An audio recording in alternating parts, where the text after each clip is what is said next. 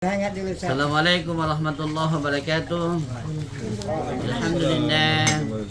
Alhamdulillahilladzi nahmaduhu wa nasta'inuhu wa nastaghfiruh.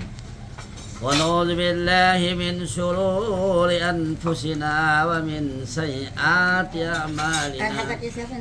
May yahdihillahu fala mudilla lahu wa may yudlilhu fala hadiya lahu. Asyhadu an la ilaha illallah wahdahu la syarika lah.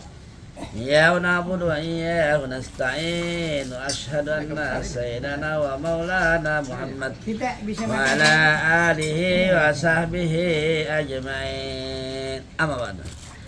Asarakal qadrun alaina fahtafa'at minhul buduri. Pemirsa yang dirahmati Allah Subhanahu wa taala, Bapak Dedi sehat? Alhamdulillah. Nah, Bapak ini mirip sekali. Siapa namanya? Ustaz siapa namanya? Apa?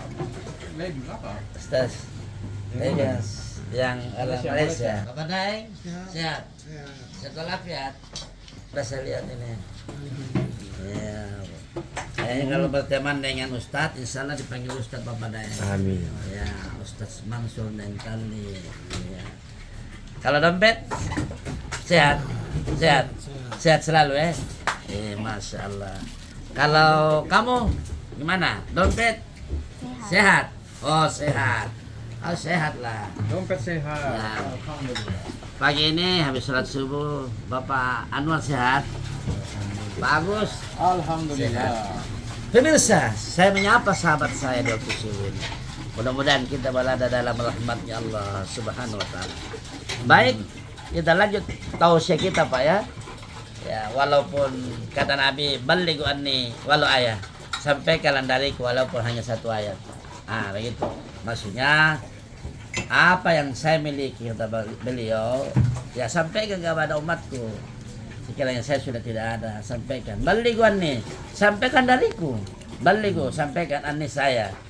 Walau ayat saja.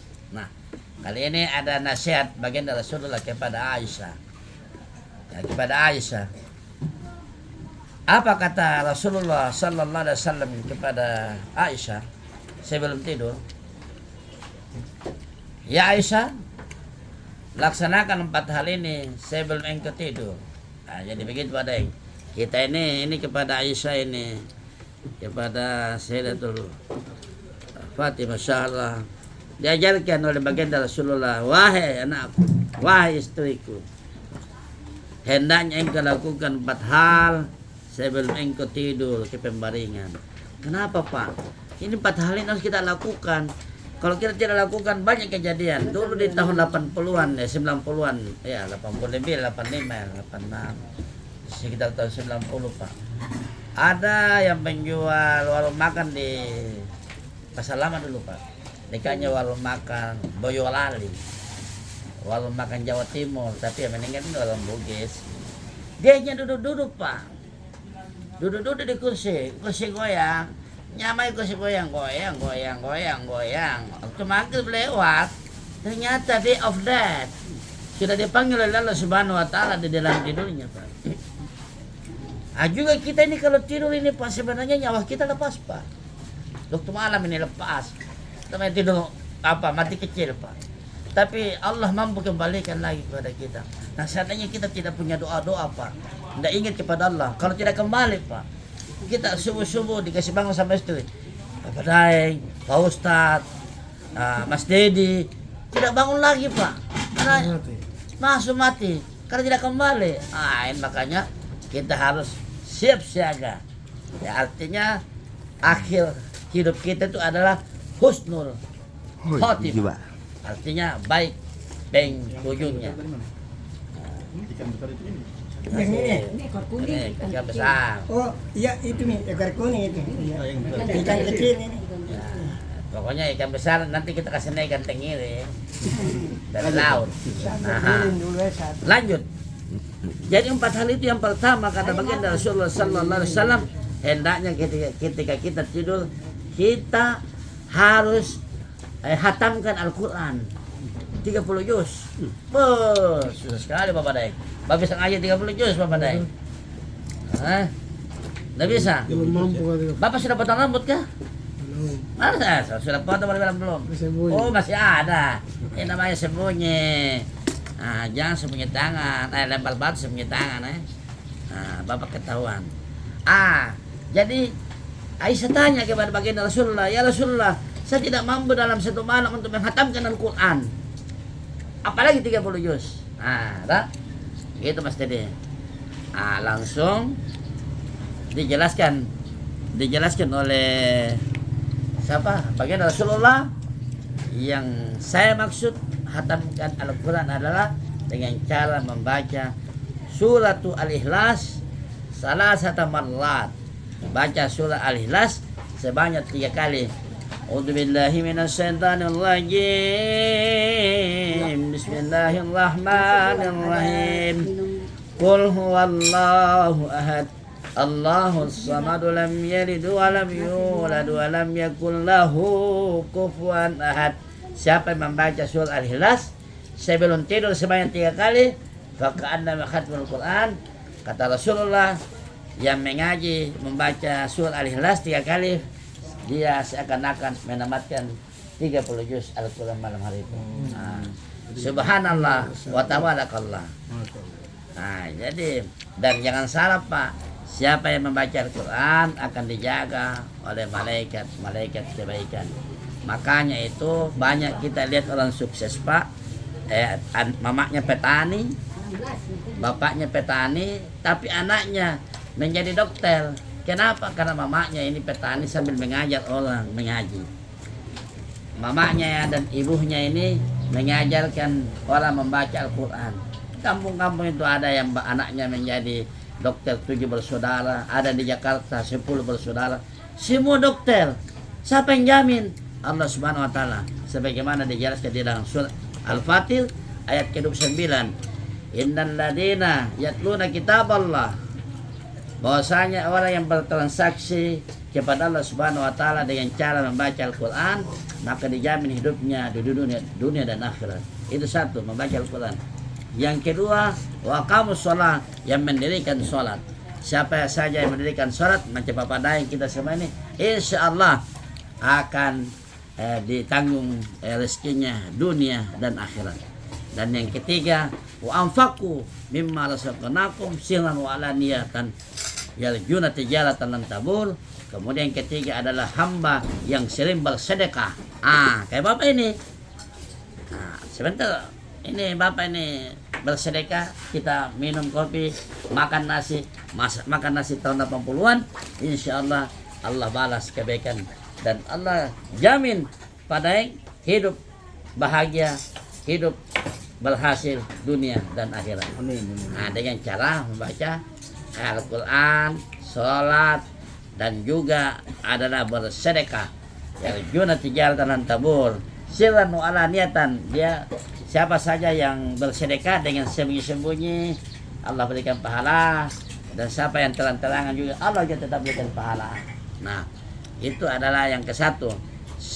Ke-1 adalah membaca Al-Quranul Karim. Yang kedua kata baginda Rasulullah kepada Aisyah, hendaknya para nabi dan rasul memberi syafaat.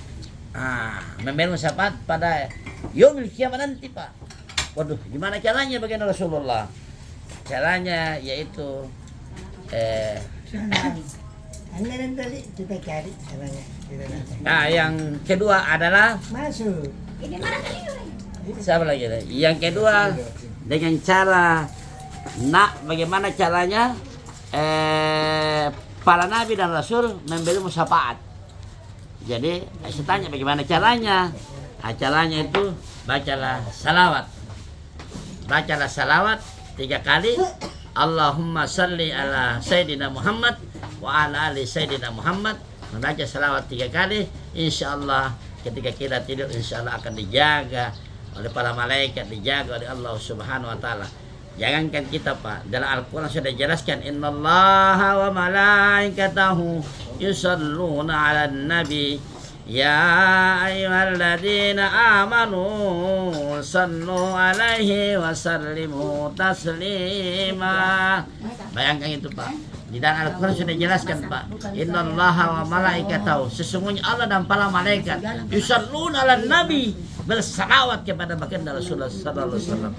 Sallu alaihi wasallam taslima. Wahai para manusia, bersalawatlah engkau kepada baginda Rasulullah sallallahu alaihi wasallam. Kita masuk kepada poin ketiga, yaitu hendaknya kata baginda Rasulullah, ya Isa, hendaknya kaum muslimin dan muslimat, kaum muslimin dan muslimat meridai masuk ke dalam surganya Allah Subhanahu wa taala. Masya Allah. Ini bagaimana ya Rasulullah?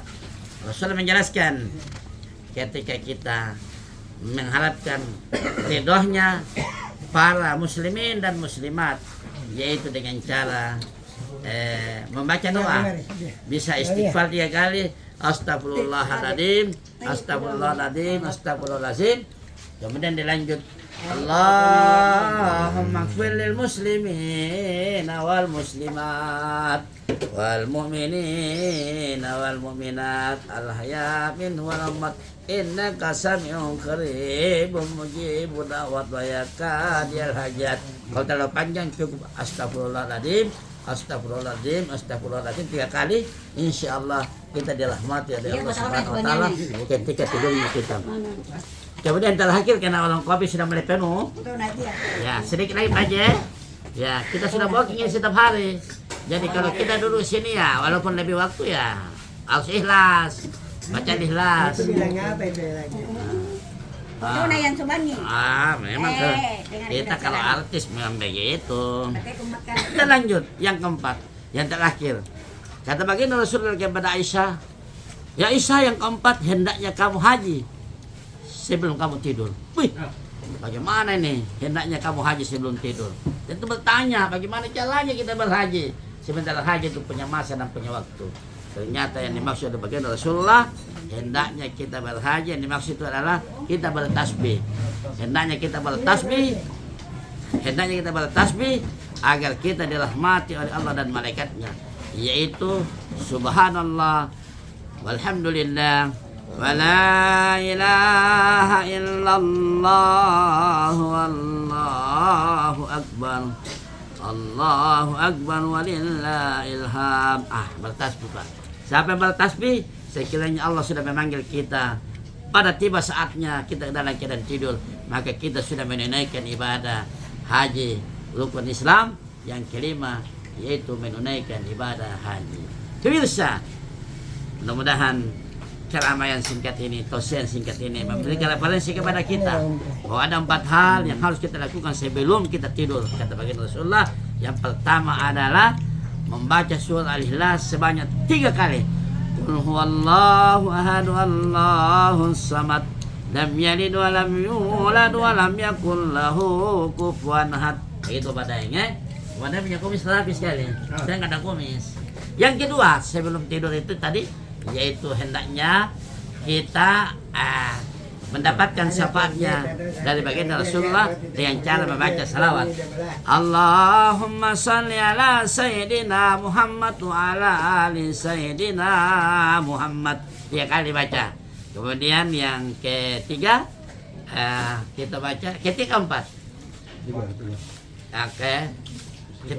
Ketiga kita beristighfar.